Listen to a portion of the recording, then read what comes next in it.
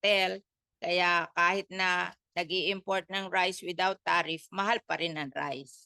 And this is bad for the administration kasi ang tawag nito, kung ano perception ng tao sa administration. The popularity of the administration usually depend on the price of rice.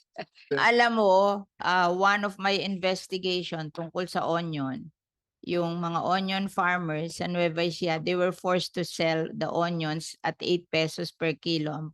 Ang ano nila, ang kanilang cost is 25 pesos dahil wala daw silang warehouse. Oo.